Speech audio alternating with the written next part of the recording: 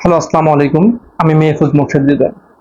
কিছু গুরুত্বপূর্ণ কথা বলার জন্য আপনাদের সামনে হাজির হলাম। সবাই ধৈর্য ধরে আশা করি কথাগুলো শুনবেন। কেন ছাত্র আন্দোলনের সাথে আপামর জনতার সকলের অংশগ্রহণ করা উচিত তা আমি আজকে ব্যাখ্যা করব 5 পয়েন্টে, এবং আমি অ্যাটলিস্ট বলে যাব কোটা আন্দোলনের ভবিষ্যৎ এবং বাংলাদেশের ভবিষ্যৎ সম্পর্কে। বর্তমানে বাংলাদেশে কোটা আন্দোলন ছাড়াও বিভিন্ন ধরনের সংকট চলমান। এতে করে আমাদের দেশের ভবিষ্যৎ নির্ভর করছে। প্রথমেই আসি, কি কি সংকট আমাদের দেশে বর্তমানে চলমান। নাম্বার 1, কোটা আন্দোলন। নাম্বার 2, শিক্ষা ব্যবস্থার ধ্বংস। নাম্বার 3, সার্বভৌমত্ব। নাম্বার 4, বড় কর্মকর্তাদের দুর্নীতি, তিস্তা প্রকল্প বাস্তবায়িত না হওয়া। আমি এক এক করে প্রত্যেকটা পয়েন্টকে বিশ্লেষণ করার চেষ্টা করব। এটা আমার ব্যক্তিগত মতামত, হয়তো আপনার সাথে এক হবে, হয়তো আপনার খারাপ লাগতে পারে, কিন্তু আশা করি ভিডিওটি শুনে আপনি প্রতারিত হবেন না। নাম্বার 1, কোটা আন্দোলন। কোটা আন্দোলন শিক্ষার্থীদের আন্দোলন। এটা কোনো রাজনৈতিক দলের কিংবা রাজনৈতিক কোনো সংগঠনের এই আন্দোলন নয়। কোটা আন্দোলন হচ্ছে শিক্ষার্থীরা সুন্দর পরিবেশে, সুষ্ঠু পরিবেশে পড়াশোনার শেষে একটা নিশ্চিত ভবিষ্যতের লক্ষ্যে একটা চাকরি খোঁজে। সেই চাকরিতে যদি আপনার 56% কোঠায় চলে যায়, 44%-এর জন্য আপনি কি এমন করবেন? এই বৈষম্য দূর করার জন্যই শিক্ষার্থীরা আজ রাজপথে। শুধু যে বিশ্ববিদ্যালয়ের শিক্ষার্থীরা এমন নয়, কলেজ স্কুলের শিক্ষার্থীরাও রাজপথে, তারা আন্দোলন করে যাচ্ছে। তো দুঃখের বিষয়, সাধারণ জনতাদের তাদের তালি দিতে দেখা যায়, তারা কেউ রাজপথে নয়, তারা কেউ রাজপথে নাই। আজকে অতি দুঃখের সাথে বলতে হয়, আমি কিছুক্ষণ আগে আন্দোলনে ছিলাম। সেখানে আশেপাশের মানুষজন দোকানে রাস্তার পারে দাঁড়িয়ে দাঁড়িয়ে দেখছে কিভাবে ছাত্ররা রাস্তা ব্লক করতেছে।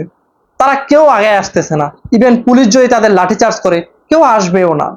বিশ্বাস করুন, পলাশীর প্রান্তরে 1757 সালে যদি যে সকল দর্শক দাঁড়িয়ে দাঁড়িয়ে ইংরেজদের হাতে বাংলার পরাজয় দেখছিল, সেটা না দেখে যদি একটা করে ইটের টুকরা যদি ইংরেজদের উপর মারত, আজকে আমাদের 200 বছর ইংরেজদের দ্বারা শাসিত হওয়া লাগতো না। বিশ্বাস করুন, বাংলাদেশের ইতিহাস অতি পুরনো ইতিহাস। বাংলাদেশের আন্দোলন অতি পুরাতন আন্দোলন। 1971 সালে আমরা পাকিস্তান থেকে স্বাধীন হয়েছি, কিন্তু দুঃখের বিষয়, সেই স্বাধীনতা আর স্বাধীনতা নাই। আপনি কি বাক স্বাধীন? আপনি কি কিছু বলতে পারেন ইচ্ছা মতো? আপনি কি ইচ্ছা মতো চলতে পারেন? পারেন না। আপনাকে আইনের গোড়াকলে ফেলে, আপনাকে সরকারের দ্বিমত কোনো কিছু বললে জেলে ভরে দেওয়া হয়। এটা কোনো স্বাধীন রাষ্ট্রের বৈশিষ্ট্য হতে পারে না। নাম্বার 2, শিক্ষা খাত। আমি জানি না আমার সিনিয়র ভাইরা কোনো মাধ্যমিকের স্টুডেন্টদের নতুন কারিকুলামের স্টুডেন্টকে পড়ান কিনা। যদি পড়ান তাহলে ব্যাপারটা তারা অবগত, আর যদি না পড়ান তাহলে আমি বলছি। আমি ক্লাস 8 এবং ক্লাস 9 এর স্টুডেন্ট পড়াই। আমার বর্তমান ক্লাস 8 এবং 9 এর স্টুডেন্ট আছে। অতএব আমি নতুন কারিকুলামের সাথে খুব ভালোভাবে পরিচিত। নতুন কারিকুলামের ব্যবস্থাটা এমন, প্রতি পরীক্ষার আগে 9:30 বাজে কোশ্চেন ফাঁস, সেটার ইউটিউবে সমাধান পাওয়া যায়, স্টুডেন্টরা টুকে নিয়ে পরের দিন লিখে আসে। আমি যদি আমার স্টুডেন্টদেরকে পড়তে বলি, কিছু লিখে দিয়ে আসি, এটা পড়ো, তারা বলে ভাই পড়ে কি করব, রাতে কোশ্চেন পাবো, সকালে লিখে দিয়ে আসবো। তাদের যাবি যৌক্তিক। এখন আসি, শিক্ষার্থীরা কি এই শিক্ষা ব্যবস্থায় খুব কিছু শিখতেছে? আমি মনে করতেছি না আমার কোন স্টুডেন্ট কিছু শিখতেছে। আপনি যদি একটা ফিজিক্সের ফর্মুলা মুখস্থ করে ভবিষ্যতে ইউনিভার্সিটিতে পড়তে যান, সেই ফর্মুলা দ্বারা আপনি কিছু এক্সপেরিমেন্ট হলেও করতে পারেন। কিন্তু স্টুডেন্টদেরকে যে এক্সপেরিমেন্ট শেখানো হচ্ছে, সেটা হয়তো তার টিচার করে দিচ্ছে, বড় ভাই করে দিচ্ছে, না হলে সে ইউটিউব দেখে সমাধান করে নিচ্ছে। সে কিছুই শিখতেছে না, আলটিমেটলি ঘুরতেছে, ফিরতেছে, খাইতেছে। পরীক্ষার প্রেসার থেকে স্টুডেন্টদেরকে বাহির করতে চান, প্রেসার ছাড়া দুনিয়াতে কে কবে কি করেছে? বিশ্বাস করুন, বর্তমানে বাংলাদেশের সরকারি চাকরির খুবই সংকট। তো আমাদেরকে প্রাইভেট সেক্টরও খেয়াল রাখতে হবে। প্রাইভেট সেক্টর আপনি কেন চাকরি দিবে? নতুন কারিকুলামে যারা পড়াশোনা করে আসতেছেন, কেন তাদের চাকরি দিবে? তারা কি কিছু শিখে আসতেছে? আমার মনে হয় তারা কিছু শিখতে পারতেছে না। আমার ব্যক্তিগত মতামত এটা। নতুন কারিকুলামে যে শিক্ষা ব্যবস্থা চালু করা হয়েছে, আপনি যদি মনে করেন আপনার সন্তানকে সুশিক্ষায় শিক্ষিত করবেন, তাহলে হয় দেশত্যাগ করতে হবে, না হলে আন্দোলন করতে হবে। কেননা এই শিক্ষা কারিকুলাম দিয়ে আপনার সন্তান খুব বেশি দূর আগাতে পারবে না, এটা আমি মনে করি। নাম্বার 3, সার্বভৌমত্ব। দেখুন, একটা দেশের উপর দিয়ে অন্য একটা দেশ যদি তৃতীয় কোনো দেশে ট্রানজিট চায়, মধ্যবর্তী যে দেশটি আছে সেটা ট্রানজিট দিতে বাধ্য। কিন্তু বাংলাদেশ থেকে ইন্ডিয়ার উপর দিয়ে চিকেন নেক যেটা আছে সেটার উপর দিয়ে আমরা নেপাল পর্যন্ত যাইতে পারি না। এটা আন্তর্জাতিক আইন লঙ্ঘন করছে ইন্ডিয়া। কিন্তু বাংলাদেশের উপর দিয়ে ঠিকই তারা রেল যোগাযোগ তাদের এক দেশ থেকে তাদের আরেক প্রদেশে নিয়ে যাচ্ছে। এটা কিন্তু কোনো আন্তর্জাতিক আইন নেই। আপনি চাইলে দিতেও পারেন, নাও দিতে পারেন। বাংলাদেশের উপর দিয়ে অহরহ ইন্ডিয়ার বিমান এক প্রদেশ থেকে অপর প্রদেশে যাচ্ছে। এটার আন্তর্জাতিক আইনে চার্জ দাবি করলে সেটা বাংলাদেশ পায়, কিন্তু সেটাও আমাদের সরকার নিচ্ছে না। কেন নিচ্ছে না আশা করি আপনারা সবাই জানেন। এখন এত কিছু হজম করে যদি আপনারা থাকতে পারেন, আমার কোনো সে নাই। আপনারা যা ইচ্ছা আপনারা তা করতে পারেন। সত্যের শৃঙ্খল থেকে যদি আপনারা বের হয়ে না আসতে পারেন, আপনারা যদি নিজেদের যৌক্তিক দাবিগুলো যদি নিজেরা না আদায় করে নিতে পারেন, আমার বলে খুব বেশি লাভ হবে না। সার্বভৌমত্ব রক্ষায় বাংলার জনগণ বরাবরই সোচ্চার ছিল। আমি জানি না এখনকার জনগণ কি হাতে চুরি পরে বসে আছে কিনা। এত কিছু হয়ে যাওয়ার পরেও একটা স্ট্যাটাস দিতে পর্যন্ত শরীরে বাঁধে। তারা কেমন মানুষ? তারা কি আসলেই মানুষ?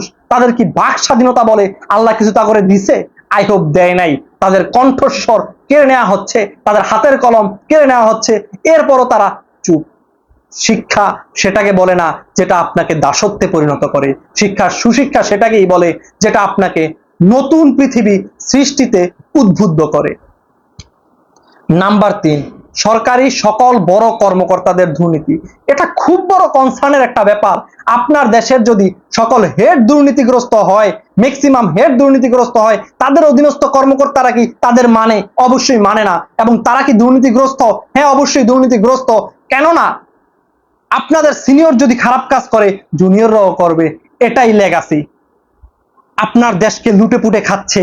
আর দ্রব্য মূল্যের দাম আকাশচুম্বী, যেখানে মুদ্রাস্ফীতি 15% ছুঁই ছুঁই, সেখানে আপনি স্বাধীন, আপনি খেতে পারছেন না, এরপরও ঘরে বসে থাকেন। আপনার চুরি কেনার ব্যবস্থা আমি করে দিব ইনশাআল্লাহ। নাম্বার 4, তিস্তা প্রকল্প বাস্তবায়িত না হওয়া। চীন সরকার তিস্তা প্রকল্পে অনেক বেশি আগ্রহ দেখিয়েছে, কিন্তু অতি দুঃখের বিষয় আমাদের সরকার সে আগ্রহকে চীনের আগ্রহ হিসাবে মূল্যায়ন করেছে, নিজেদের দায়বদ্ধতা হিসাবে মূল্যায়ন করে নাই। সিলেট সহ বাংলাদেশের পশ্চিমাঞ্চল প্রতি বছরই ডুবে ডুবে মরবে।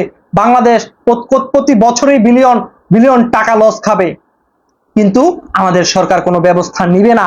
এর জন্য উচিত আমাদের জনগণকে মাঠে নামানো। সরকার অনেক পদক্ষেপে নিতে পারে তার অবস্থানকে টিকিয়ে রাখার জন্য, কিন্তু আমাদের জনগণের তো কিছু দায়বদ্ধতা আছে, আমরাও তো পারি কিছু করতে। আসুন রাজপথে আসুন, ফয়সালা রাজপথে হোক। এবং অ্যাটলিস্ট একটা বোনাস পয়েন্ট বলে যাই, প্রশ্ন ফাঁস একটা ব্যাধি, একটা সংক্রামক। আপনার দেশে বিসিএস কর্মকর্তা জুডিশিয়ারিতে যদি প্রশ্ন ফাঁস হয়, তারা কি আদৌ দেশের জন্য ভালো কিছু করবে? তারা একটা পদে যাওয়ার পর কি সে তো দুর্নীতিগ্রস্ত হবে? কারণ তার উত্থানই তো দুর্নীতির মাধ্যমে। আপনি কিভাবে তার থেকে একটা ভালো কিছু আশা করেন? এখনো সময় আছে। বিচার বিবেচনা, আপনার ব্রেন আল্লাহ দিচ্ছে আপনাকে, আপনি এখনো সেটাকে কাজে লাগা। কি করা উচিত সেটা আপনার বোঝা উচিত না। ছাত্ররা রাজপথে, 18-র তরুণ 22-এর তরুণরা রাজপথে।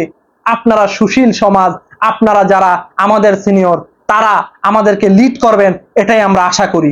ছাত্র আন্দোলনের পাশাপাশি দেশের অভ্যন্তরীণ যে ধরনের সমস্যা চলতেছে, আমি মনে করি এগুলোর বিরুদ্ধে সকল জনগণের সোচ্চার হয়ে ওঠা উচিত। তাহলেই সরকার আমাদেরকে যথাযথ মর্যাদা দিবে। এই আন্দোলন যদি ব্যর্থ হয়, সরকার এতটাই সাহস পেয়ে যাবে, তার অনিচ্ছায় দেশ চলবে। গণতন্ত্র ব্যবস্থা যদিও নাই, তারপরেও সরকার আমাদেরকে ভয় পায়, সেই ভয়টাও পাবে না। এই আন্দোলনকে সফল করতে হবে। এই যে দেয়ালের পরে কিন্তু কোথাও যাওয়া যায় না, আমাদের পিঠ দেয়ালে ঠেকে গেছে, সামনে আগাতে হবে। যদি আপনি সামনে আজকে না আগাতে পারেন, বিশ্বাস করুন আপনি হেরে গেলেন আপনার জীবনে।